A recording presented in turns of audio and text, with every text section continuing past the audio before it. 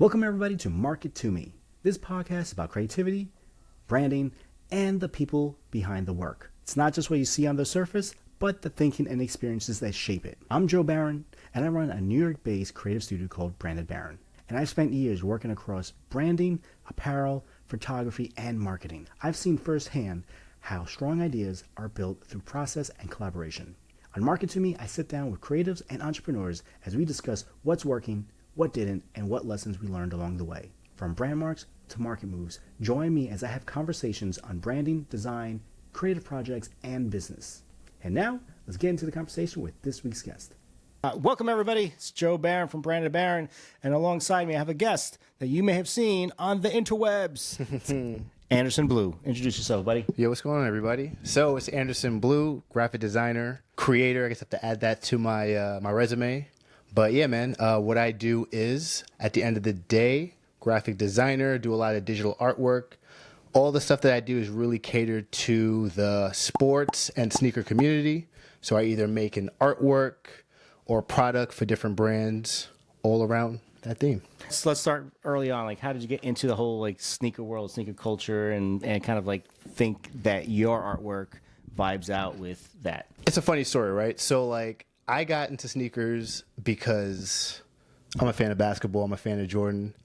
And I've never actually had any Jordans growing up. So it's always like a thing for me to be like, oh, I want to be that cool kid rocking all the sneakers, yada, yada, yada. But growing up, I was always a fan of just art, just comic books, just cartoons, animes, and stuff like that. To make a long story short, how I got into it was I had a clothing brand way back when, straight out of college. And as I was doing the clothing brand and I was starting to segue away from it, I was saying to myself, if I had to do something else in art, what would that be?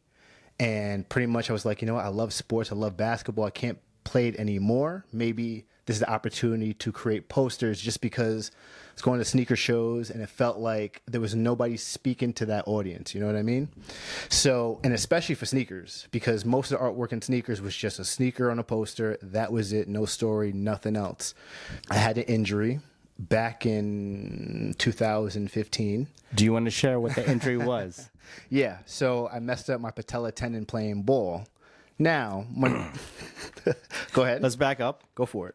When people usually think ball, it's usually basketball, mostly. Yeah, of course. Maybe baseball, possibly football. But you had a very unique experience. I did. Mine was with kickball, which the doctor roasted me the whole time, like, bro, you're too old to be getting hurt playing kickball. And he's absolutely correct. Was he the schoolyard bully?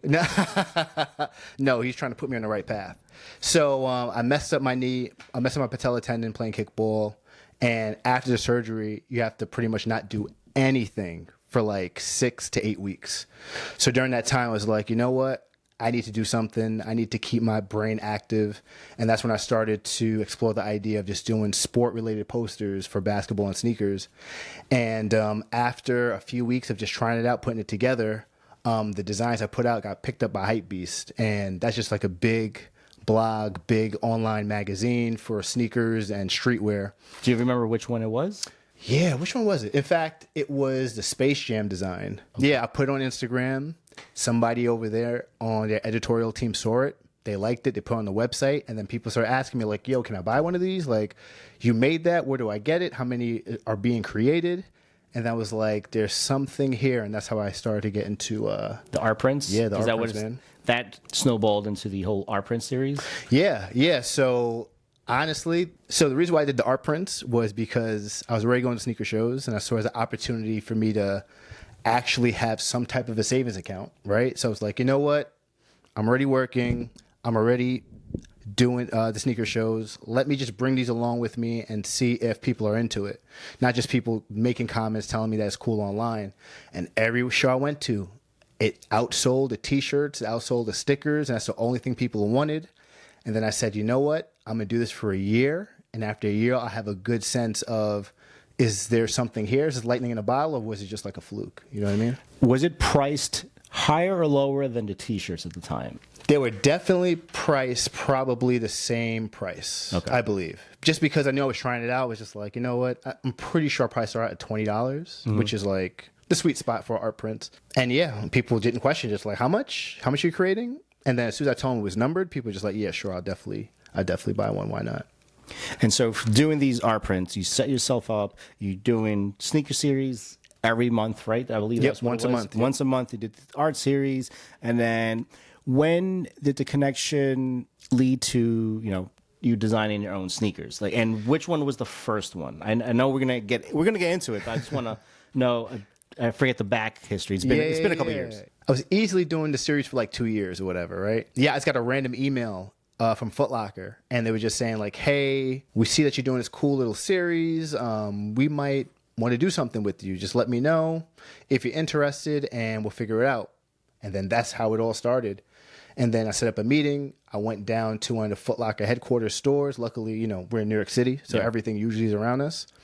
So I went down there. I brought my portfolio of artwork. I'm gonna be honest with you. I had no idea what I was doing, right? So like, I had no idea where I was meeting the guy. I literally met the guy on the showroom floor where everybody's shopping. Yeah. So imagine trying to pitch yourself while a person's just like, "Oh, can I get an Air Force One?" So it was at a store, and the headquarters are above it. The offices are above it. Exactly. Okay. But the person met me on the main floor. You know what I mean? And like I said, people were like, somebody asked me like, "Hey, can you get me a pair of sneakers?" I'm like, "No, I'm not here for that." So as I was talking to the guy there, shout out to my man John. He was hearing what I was saying. He's looking at the art prints, and I could tell he thought it was cool. But like, when you're telling somebody like, you pretty much pouring your life story, because that's what I was doing, because I wanted it so bad, that he's kind of just like, yeah, I hear what you're saying, but like, they're not processing. Exactly.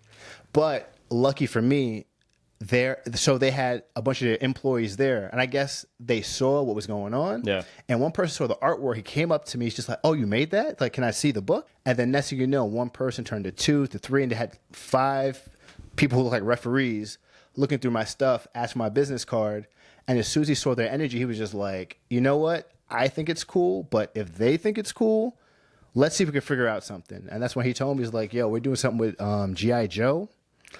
I can't promise you much, but I think we might want to do some T-shirt designs with you." And that was really it. And that's how it all started. And then from there, you end up doing the sneaker, and it became a big hit.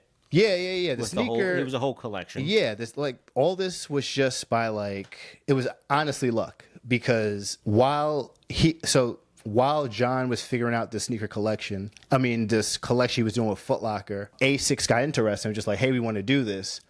And they said, "By the way, we have do you have somebody design it? Because we don't have anybody that has the time to do this." So that's when he hit me up. He's just like, "Hey, there's an opportunity for you to design sneakers if you're into it. Might be an opportunity. Just let me know if you want to do it."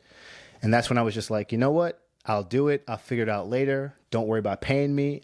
I just knew there's an opportunity to add this to my resume. And so, that's what I did. And lo and behold, that was the great G.I. Joe collection.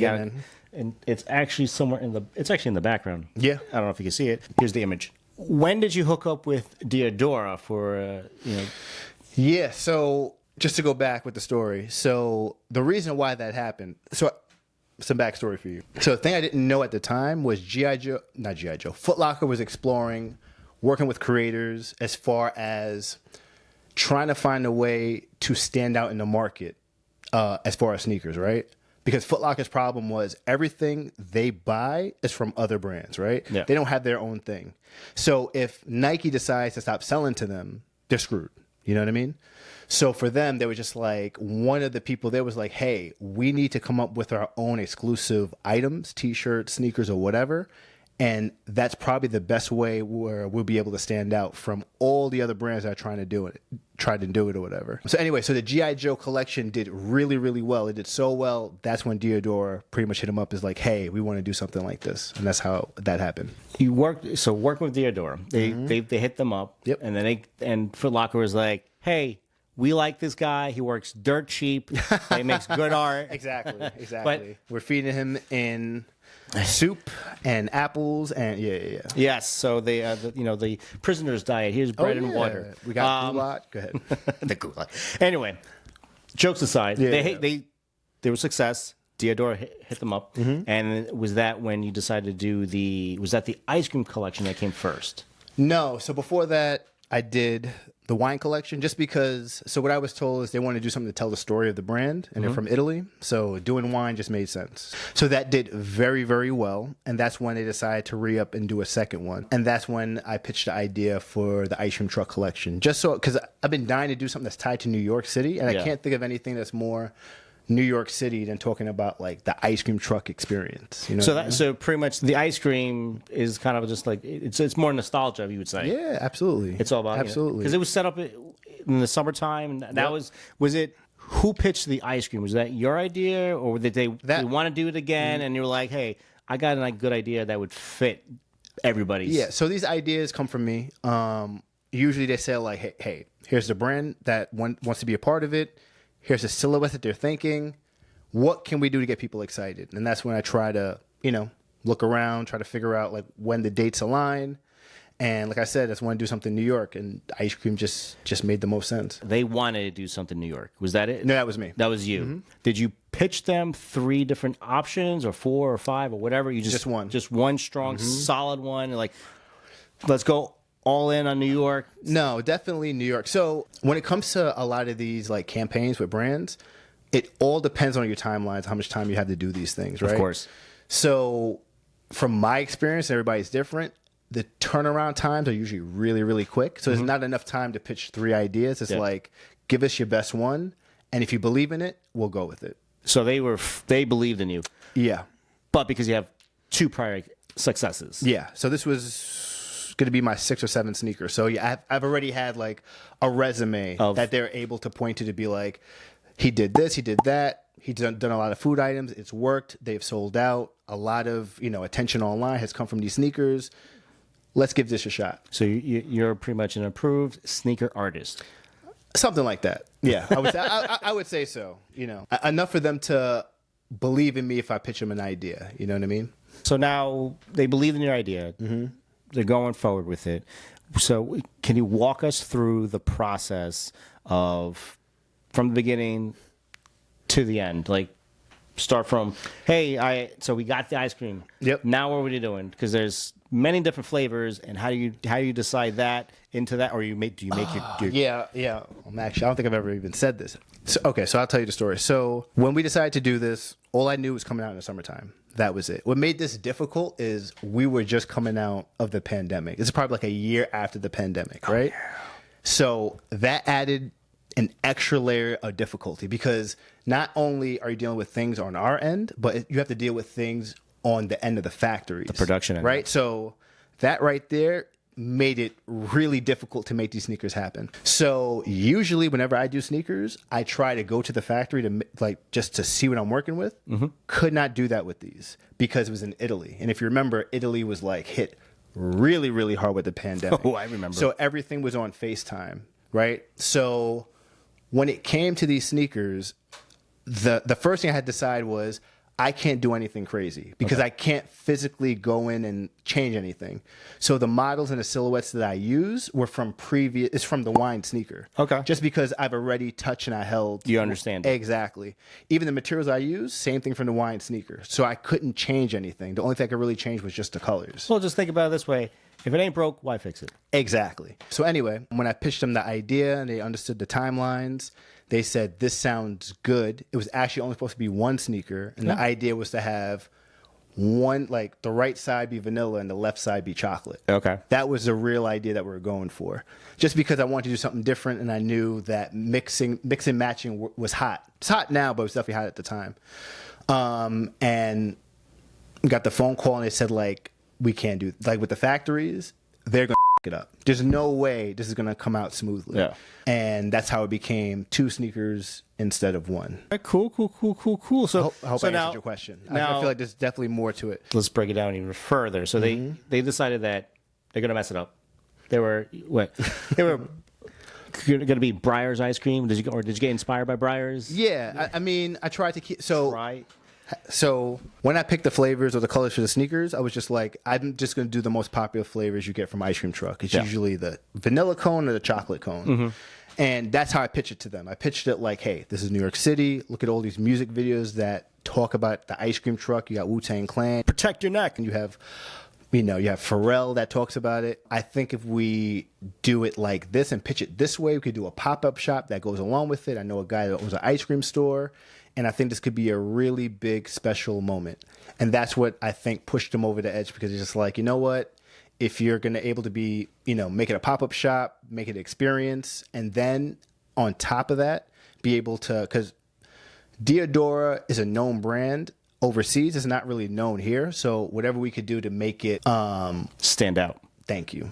Make it stand out, they were behind. And that's how we got everything rolling. So Diadora did well with the wine collection, and now you bring it coming out of the pandemic with this ice cream collection, and you're so in Diadora's mind, they are trying to get an American foothold with their brand. Yep. So, and you were the, you know, let's say the key, the conduit in introducing more people into that.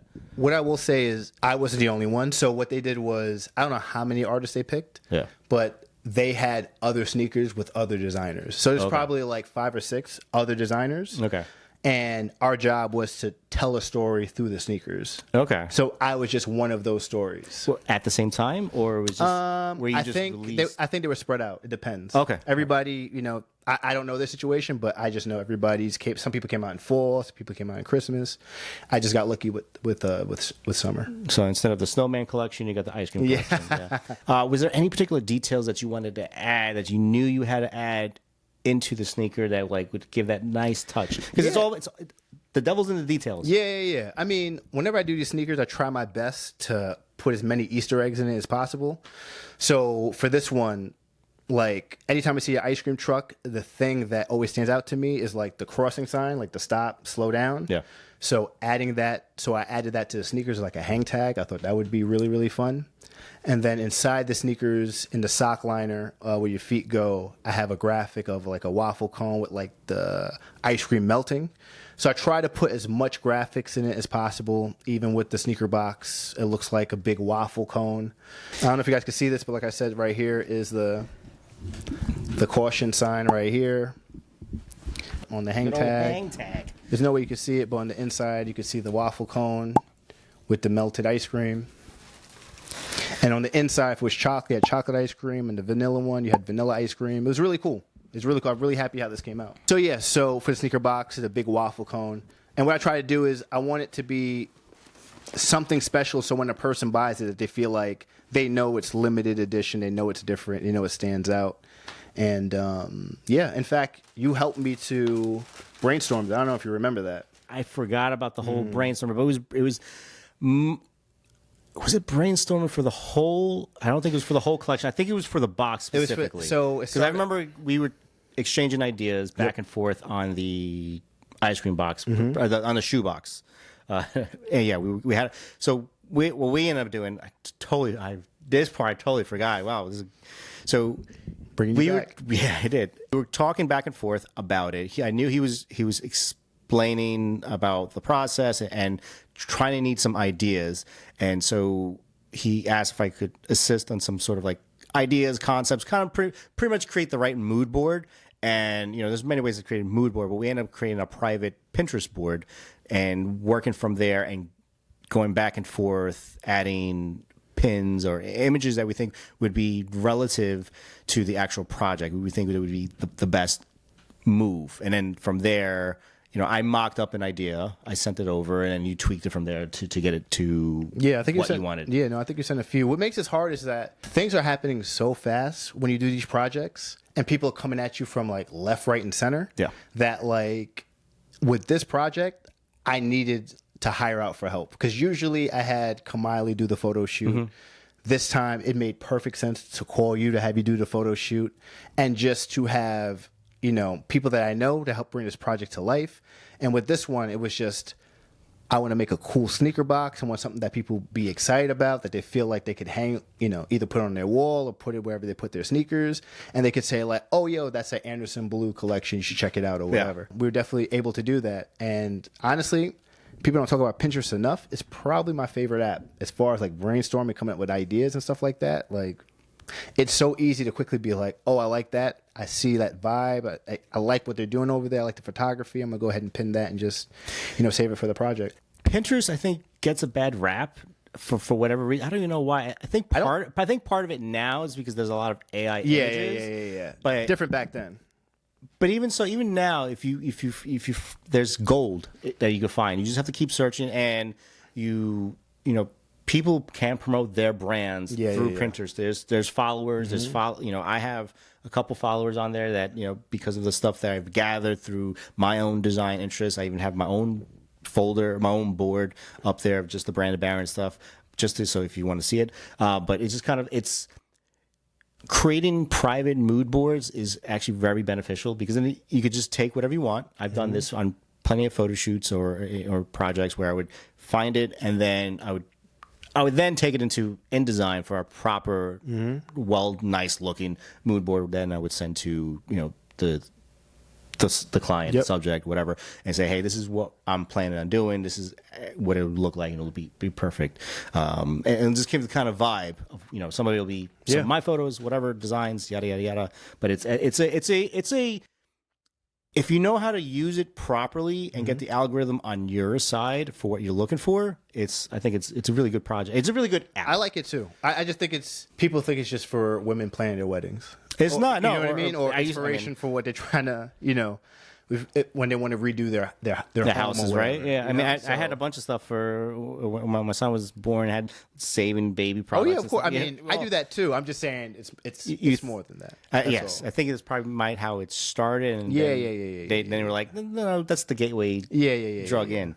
So what would you say it was about? How many months from beginning to end? Like you had to get it completed by?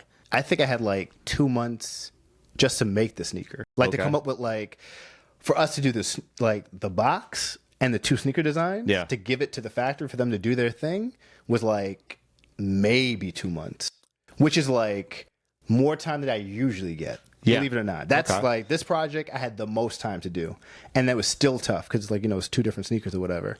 But then after, and you couldn't again go to the factory, and I could not go to the factory, so it was me waiting on them.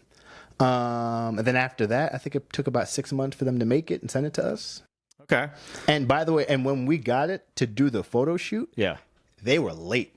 The release, let's put it this way, when we were shooting the sneakers, the release was probably 2 weeks later, which is insane. It was. And that's what us taking the photos, not edited, nothing. Did they have all the product produced, or when the photo shoot came, it was just a sample? Bro, we had the sample. That was it. That's right. No, because it was a little bit big. Yeah, I do remember. So couldn't wear it. I don't think we had the box. I think we just had the sneakers. Yeah. All right. So let's take it a step back. Yeah. So now you developed. It's in the sneaker. You got the sneaker. Now you have the sample, and then obviously there needs to be marketing involved. So whose idea was it to get the marketing going? Or was it like, hey, this is your sneaker, you're in charge of it all, or hey, we could do it, but no, this is a good question. So usually I let them handle it. Okay. Right? What happens is sometimes this is a miscommunication when it comes to them doing product shots and me doing product shots. So I'll tell you what happened. So when I did the wine collection, right? I did my own product shots for my own social media. I didn't use what they had. The reason why I didn't do it, it wasn't bad, but I don't think it did the best job at selling the sneakers. Okay. So after this sort of wine collection, just why are we doing this when he's doing a better job? Yeah. So I just added it to a part of the package. I'm just I think I should also do the product shots. It just makes more sense. Okay. So it was more of another selling point, another service that you added. And so you added that into your contract with with Foot Locker. You saw that, okay product shots weren't going to do it. Right. And then you're on your own and you use that as a proof of concept, so to speak, and show that, hey, I could do a better job. Yeah. Or I could help you do a better job. Right. And I think you're pointing this out. One of the things that I think the reason why this went on for so long, we had such a good relationship, is I did a lot of things for free. And then the next one, we made it a part of the project, because I know in the beginning, if I said, hey, I'm trying to make as much money as possible and try to do everything, they're probably going to say no. They're trying to save money. I totally get it. But I think what happened was, because I showed them what I could do, I showed them why it made sense, and I showed them how good it could be. That's why we were able to do so much on the last sneaker. You showed and proved. Yep. And then from there, they saw the results. They began to trust you, and now, of course, you build a relationship a little bit more, then they let you go. Okay, sure, we'll add another X amount of dollars to this. And honestly, what a brand wants, they want to be able to say, "Are you doing that? Awesome!" And they don't have to be on top of you. Like, the worst thing that they want is to constantly check in and things aren't getting done. And I totally get that. Like, that's the last thing I would want also. I'll be, pulling out my hair if that was the case. You know what I mean? So you realized that you needed the creative support. You needed all that from the beginning, even through me, which I literally totally forgot about that. But, hey, I guess I should have charged, whatever. We all did okay, I think. I can't remember. No, it was fine. But one thing I do remember is I had Kamiley and you doing your thing at the same time. Yes. Just because we had 2 weeks. The tight deadline. Yep. I do remember that. It was two photographers at the moment, me being one of them in charge of that. She did mostly the product shots, and then you came to me for the lifestyle. For the lifestyle. Was there a reason why you decided to go with me at the moment? Because could you explain how I was involved in that? Yeah. Not to pat myself on the back.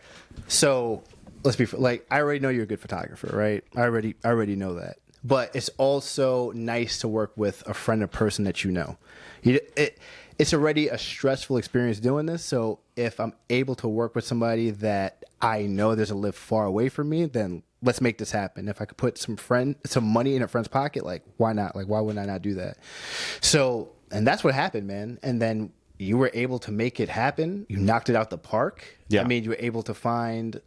So I'm forgetting his name. Yeah. So when he came on, asked me that he needed a photographer to add that. I brought my art direction into it as well, because you told me the whole idea, the concept. Hey, we want it in New York City in the summertime. That was pretty much it with the ice cream collection. So we wanted to. There was a couple particular places that you wanted, right?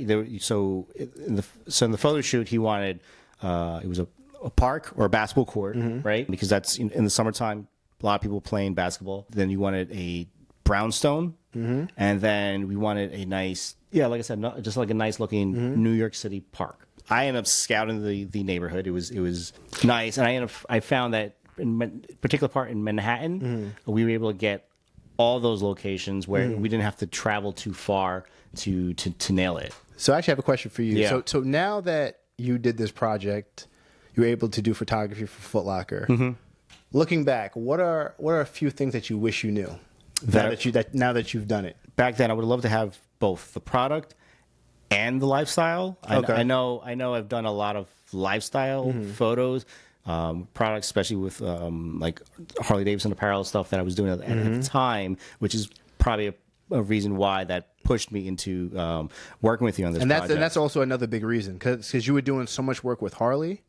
And I was seeing each collection, I saw that you were getting better and better. And you're already good. It's just that you was getting more comfortable working with the brand. So it just made...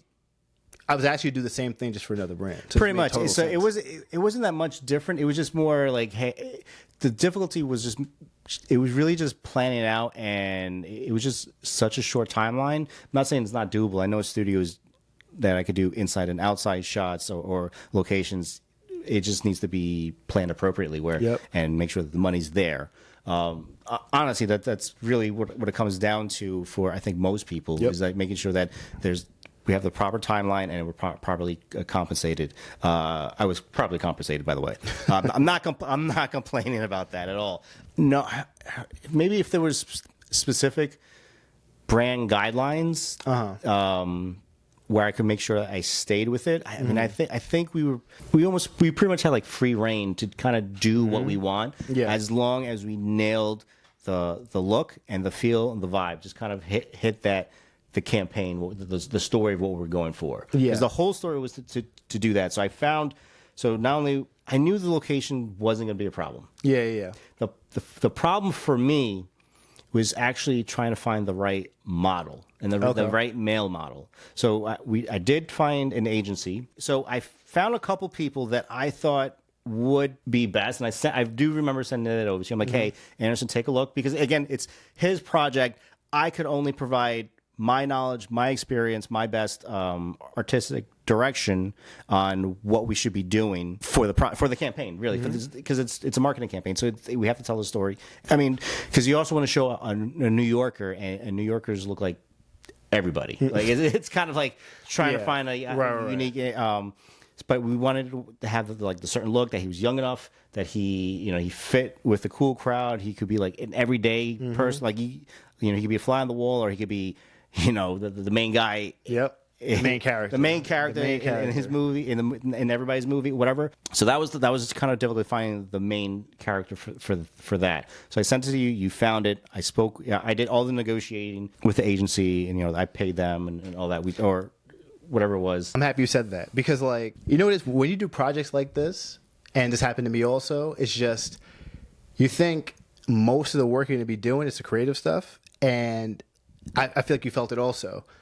Most of the work is actually the business stuff. Like the contract for the guy, making sure he's there on time, making sure everything is all aligned. You know what I mean? Like the fun part is so of small. course. And I had the same exact thing. 'Cause for me, the fun part's designing the sneakers. But then as soon as you're done with that, everything is just managing expectations, getting things done on time, So for me, I wish I knew that before taking on this big project. Like, I had an idea, but just because we were doing so much, I would have planned things a little differently if I knew we were going to be handling, so many things on a tight deadline due to the pandemic, of course. And of course, because we had to make sure everything was, because we were just coming out of it. The shoot itself was super hey, this is grassroots, where everybody's doing it on their, everybody's playing their part. It was so New York City. It was like something out of Made in America. It really, really was. It was, you had the camera, I was there to assist, and honestly, the model, he was down for anything. He was awesome. He gave us extra time if we needed it. He was happy to do whatever you asked from him. He didn't complain. He was a good sport. Shen was a good sport. He was good dude. Yeah, I've actually worked with him on a couple of projects, and he's assisted me on some things outside. So it was good to also build a relationship with him through there, because it was a good working relationship. And I think part of it was it was a good working relationship. It was fun. It was something different. It's kind of like hanging out in a nice summer day. You're just kind of chilling. So we found the spot. Yeah, you were assisting and everything. You were helping with the lighting. I was everything. I mean, that's what it takes, though. But that's my point. You have to do a little bit of everything, no matter what. You know what I mean? And now, I've been on shoots where I've been I'm the art director on the shoot, or the photographer, but I've also had a makeup artist. I've had people doing the hair. I've had other team members help out where I'm the one in charge, but there's other people playing a part. I've been on small, hey, just 3-4 of us, to hey, this is a whole team on board. So it really varies on the actual project, and I think because of the deadline, that's what really hey, we got to keep it small, and it's kind of like a run and gun game. Just kind of run, shoot, keep it moving to the next spot, and that's pretty much what it was. So we did the first spot, and it happened to be in the brownstone area. Which was fantastic. It was quick, got a couple of shots. There was a little minor park there. There was a little park. It was shaded by the trees, so it helped the light. What was difficult technically was that the time slot that we chose was getting real close to high noon, where the light sun was right above us. So technically, the lighting was going to be really harsh. You would see the raccoon eyes, which is the shadows right underneath the eyes. We really get ugly looking shadows, but we had to find shaded areas, which works. Because there's one spot that I really liked, the corner. I was like, oh, we got good light, and then even me adjusting for the exposure and everything, it was just it was overblown highlights. It was just. It just didn't look flattering at all, and I was so annoyed, because I was like, these are good shots and whatever. But at the time we were hustling on the go, trying to, and I was trying to pay attention to the timeline, because I knew we had a taking time clock regarding that. Yeah, I think we had him for like 2 hours or something like that. Yeah, I think it might have been 3, but it was still pretty damn Yeah. close. Yeah. But it was still like I had to pay attention to the light overhead because I didn't need off camera flash. I didn't need anything else. I knew daytime how to shoot in there. So we did that little park shaded area with his skateboard, which added another element because that's that's also part of street culture. Yeah. It's streetwear and all that, which is what Foot Locker and Diadora is trying to get into. So we added that element to it because he was a skater. So it was a nice touch to include that because some of the photos did have him sitting and having a skateboard. And then one thing that we didn't realize, it's also that I think people might overlook unless you're work for a bigger brand, is the styling. So the stylist on this one was not me. I didn't style this. You end up styling that, and it actually worked out. And what it was, we pretty much told him, hey, I think we told him 2 types of jeans. Yep. You wear light jeans, light blue, and a dark blue. And you could get away with that for most shoots, really, depending on the brand. So we told them, and then we had a couple of shirts. It was a striped shirt. Yep. If I recall correctly, I could always pull it up. Yeah, and then we had like a magenta. Yeah, like we had pink. It was a pink.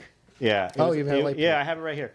So we had a couple of shirts. Yeah, we had a few. 4 shirts from what I'm seeing. A blue shirt, a magenta pink shirt, the pink shirt that was with the graphic, and then we had the striped brown shirt. Again, all relating to the sneaker. Yep. Like they had to style it to the sneaker, like the brown striped shirt worked with the chocolate sneakers. Vanilla could go with kind of any color shirt, so you could kind of play with it. During the brownstone shoot, this one right there, we were able to do kind of like the original idea. Yeah. The mismatched sneakers. The mismatched sneakers. And that worked out pretty well too. And I got some good shots. I always think during any kind of photo shoot, brand shoot or not video shoot, you got to have a little bit of fun. I'm thinking work, but I'm also enjoying the process too. I'm stressed as hell because I need to make sure this is perfect. Everybody was stressed, but I don't think Chen was. He was like chill, smiling, cracking. I think he was cracking jokes, making everyone else lighter. I mean, we all enjoying ourselves, but we were like, you know what I think it is also. I think he realized. I think he got the call from his agent to do this, but then as we talked about what the project was, he realized like, oh, there's something happening here, and I had this really cool opportunity to be a part of it because we didn't even talk about where the photos ended up on the the pop-up shop. I want to get that. I was I didn't realize. I was like, whoa, those are on the big screen like that. That's pretty awesome. But I'll let you go ahead. So before we jump into that, because I want to get into that. Right. We're in the middle of the process. We'll wrap it up soon. So we did the sneakers. We did the one park. Then we had the park with the basketball court. The beauty about that park is that they had there were obviously the 10-foot rims, but then they had like the 8-foot rims. Yeah, God bless. So we had them climb up to shoot, for me getting the angle shooting upwards, which I still think is a good shot. It looks good. Yes. I even climbed up to shoot downwards. It was okay. I think the reason why the photos did so well is because we were willing to try, or I should say, you were willing to try a little bit of everything, and because both of you were like, it sounds like a great idea, man. Let's just try it out. Let's see what happens. I don't know. We did everything, out. And that's how you got some really dope shots. So the beauty about it is that the areas that I picked had a lot of room. Right. I picked the area that was like, it was nice looking, had everything about it. So it was all cool. So we were able to go to one park. At the time, it was pretty hot, so it wasn't a lot of people there. People probably had summer camp or kids camp, whatever. So it wasn't that many people playing. Obviously, it's the summer, so people were out. Right, of course. And then we end up walking. We were able to. We ended up going to Washington Square Park, which I always thought was such a New York vibe. Think of a lot of culture. You got the art. Fun fact: there's a bunch of. It used to be a graveyard, so there's a bunch of bodies underneath the arch. Yeah, it's creepy. Actually, there was an execution tree, but let's talk. Yeah, it's story for another day. Yeah, story for another day. But whatever. New York has a lot of history, good and bad. But part of it is that they had. It was, NYU was right there. Right. So you had a lot of, you still had some of the young college students hanging out. You still had people partying in the park. You had the fountain going off. I think we got 1 or 2 shots with him in front of the fountain. Yep. Which, by the way, you could walk in the fountain. It's not illegal or you can't do it. It's just You can do it. I didn't even know that. Yeah, I didn't realize. I always thought it was weird, and I was like, no, it's perfectly legal. You can do that. It's not a problem. And then we did that. We had there was an ice cream truck right out there. I knew that. I knew they always had an ice cream truck. But we asked the guy. We got the ice cream and asked him if we could take shots. The guy was like, cool. He was like, yeah, no problem. Get a good shot. Obviously, I didn't get the logo in it because it's not. I'm not dealing. We're not dealing with that IP. So we paid the ice cream guy to get an ice cream. He let us shoot in front of the truck. So we shot there. Got a couple good shots. Trying to give an idea. Chen went a little artistic with his poses and really fancy. Made it look artsy. Yeah, some of it was a little, romantic modeling. That's what he gets paid the big bucks for. Yeah. So I couldn't do that. I couldn't make ice cream look giving me the eyes. Look beautiful. That really was it. We wrapped it up from there. I mean, I do remember shooting at Washington Square Park. I was in the middle of shooting him with his skateboard, and somebody was asking you for like my card or something for the. We're like, what? I was thinking about bringing that up. I was like, what is this? Yeah, as we'll say, transient or homeless person that was asking. Oh, was it? I had no idea because I was so focused. I asked, like, wait, what happened? I heard I don't something think we talked about. Yeah, so a random woman was just like, "Oh, you guys are like, what are you guys doing?" I'm like, "Oh, no big deal, photo shoot. Just trying to give Joe space. He could do whatever he needs to do." And then she's just like, "Oh, I'll give you my card." I'm like, "Yeah, I'll take your card." And she's like, "Oh, I don't have it, but maybe we could do a photo shoot right now." I'm like, we're not doing a photo shoot right now. Like, I did not know that. And then she got upset. She's just like, what, you think you're better than me? And I'm just like, I can't believe this is happening. I'm like, I do not think I'm better than you. I'm just a guy. So part of it of Washington Square Park is that it's such a gamut of people. You get the unhoused to the People college students to the wealthy people just having professors. lunch. Yeah. It's all over. So it's kind of funny. It's really interesting. She was very close to storming in what you were doing. So I was very concerned, but it worked out. She was just, I gave her my card. I was like, you take my card, hit me up. We'll figure something out. So we did that. And I knew there was a timeline. So I kind of after that, I kind of took a break, relaxed. Yeah. I think you just worked on I worked on it. I don't know how long it took you, but I worked on a quick turnaround. Pretty quick turnaround. I gave you what I would normally do with anybody. It was like, here's the here are the best shots that I think are the best shots. It was a pretty good chunk too. And he chose from there. He chose which ones you wanted to proceed with. From there, I did the final touches, touch-ups, make sure that everything looked all good. And then from there, we moved it forward. And then from there, it was on back at your court. I did my best to making sure that we delivered the story, that delivered the reasoning of presenting the product properly. It's the ice cream. It fit the New York vibe, the nostalgia. Try to get that across to all the cool hip people. It's so fun. It shows you how fast social media changed because when we did that, video wasn't a prominent thing. I don't think was TikTok. No, TikTok was a thing, but not like that. It was. Yes, you're right. It wasn't as big as it was. There was no TikTok shop yet. Photos was just enough. Yeah. That would have been another thing we would have added. We've added the video at the time. There was no need, which is pretty crazy saying that now. But I guess my question for you is what went through your head when you started to see these photos filter onto the Foot Locker accounts is there at the pop-up shop So after I edited, we did it. Was that when the release? We did the pop-up release we did it in Washington Square Heights at one of the Foot Locker stores, right? Yep. So we went up to Washington Heights. It was it's part of Manhattan if you don't know. So we went up there. It was a good spot. There was a screen of just rotating photos of those particular shots. Yeah, so it wasn't just the product shots. It was really mostly all the lifestyle shots. Yeah, what I will say is this is a huge store. It's 2 floors, wide open space, and right in the middle of the store they have stairs that come down, and on the back wall of the stairs they just had a ongoing loop of the photos that Joe took. It was awesome. So between you and it's Chen, right? Chen, yeah. Between you and Chen, I had no idea until the day before they were doing it. I was just like, I'm going to let them see it when it happens. And it looked awesome. So at the pop-up shop, that's what everybody saw when they walked in. It's just the photos, everything that we took. Chen was just like, this is the biggest thing I've done in a minute. So he was very happy to see that. And yeah, man, it was awesome. And then you had the displays of the sneakers. Yes. And then you were able purchase it there, and then and that was the big. It was huge. It was also good to meet people, but it was nice to get recognition of that on something that he did. So I had a small part in this story, but I feel like, and this is what I will say, when it comes to these big collaborations with brands, or when you work with brands, a lot of the stuff that happens is through referral. Like, my G.I. Joe collection came from a referral. Apparently what happened was it was another artist he wanted to work with, but his hands was tied with working with another project. He said, hey man, I see this other artist is really doing this thing. You might want to hit him up. And that's how that happened for me. And that's great. You got the cosign. like, I didn't know you got the cosign. Yeah. I even spoke to him on the phone. He's just like, hey man, look, this is a good opportunity. I see that you're doing a lot of, you're working hard. I can't tell you that this is going to take you to the top or just going to change your life. I have no idea, but I'm just telling you, if it was me, I'll just try to make the best of the opportunity.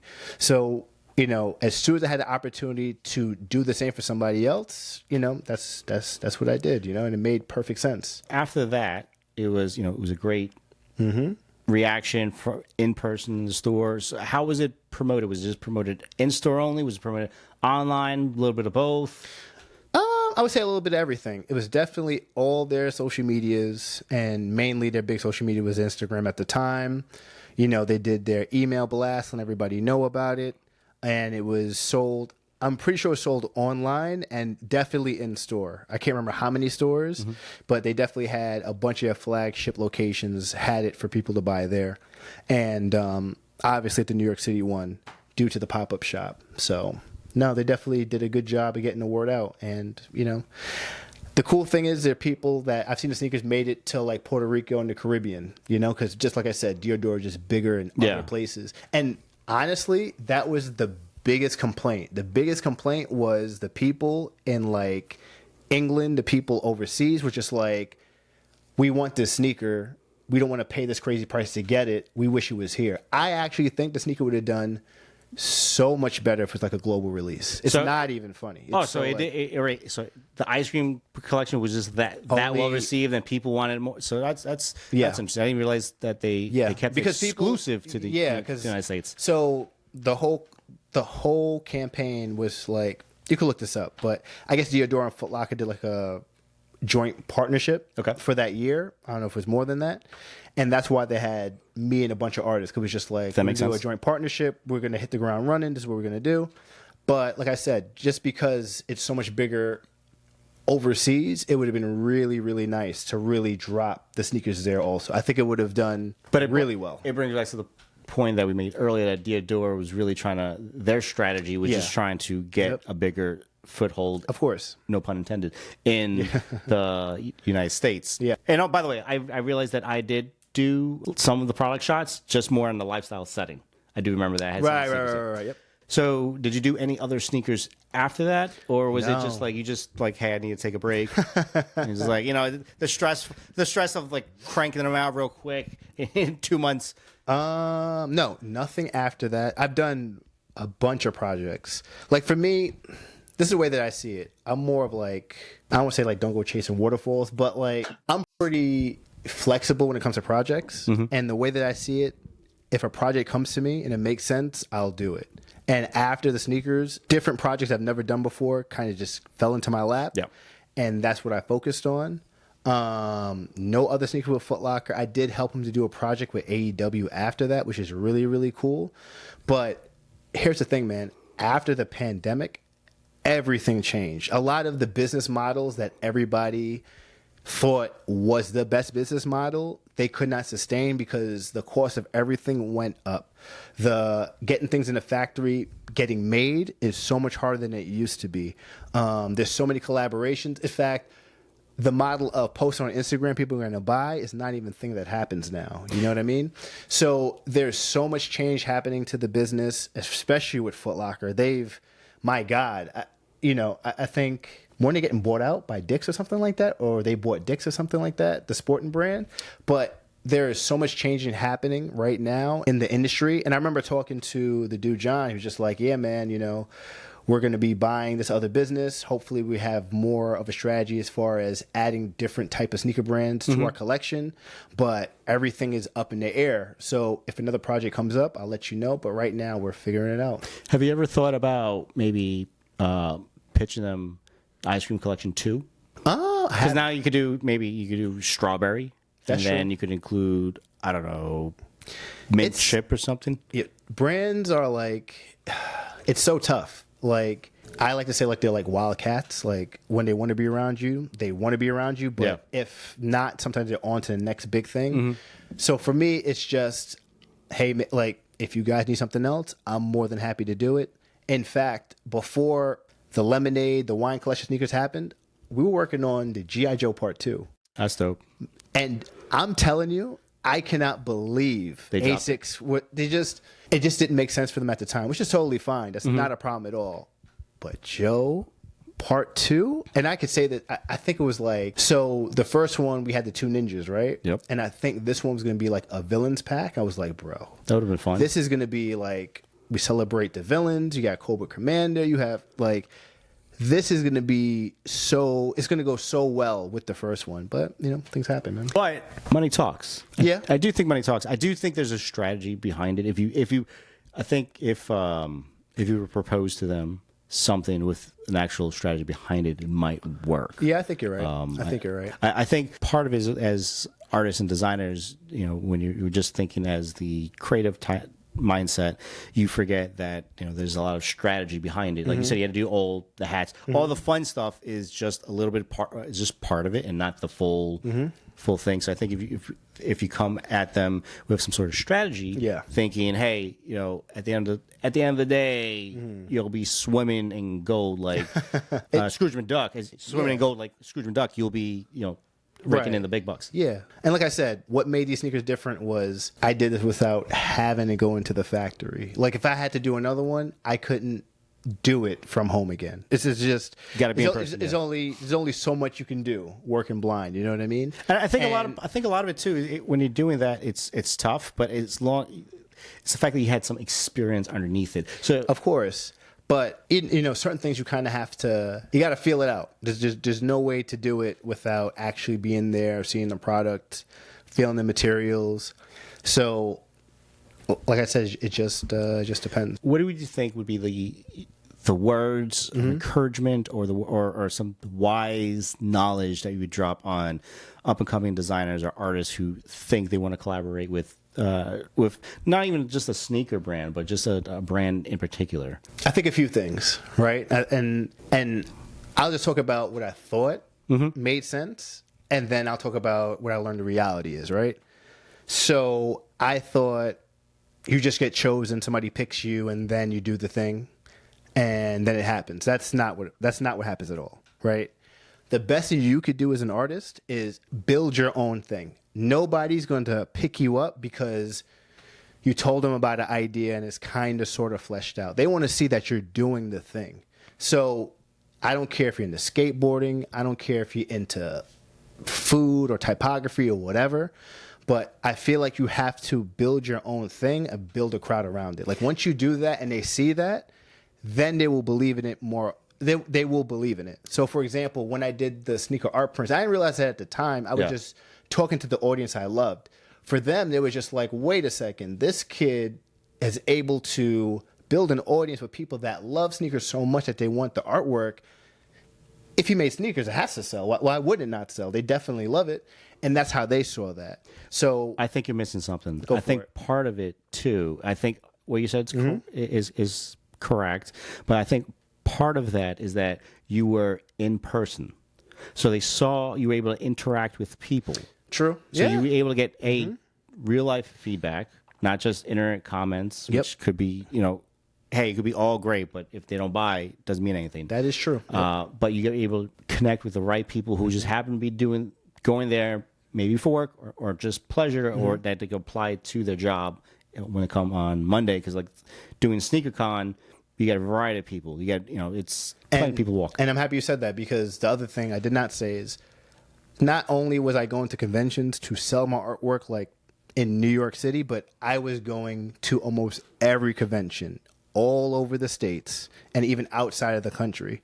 So because they were able to, like what you just say, to see photos of, wow, these people from Japan are buying it and from China are buying it, like, it makes sense for us to give this a shot. And you're right. So I guess what I'm saying is, as an artist, as a creative, if you can just get out there, sell your stuff, sell whatever you're doing, and you're able to build your own audience, I'm telling you, brands will start knocking on your door as long as it makes sense for them. But you have to show that you're doing this on your own. You have that to show you're and building prove. your own brand. Yeah. What's next for Anderson Bluu? What do we have coming up?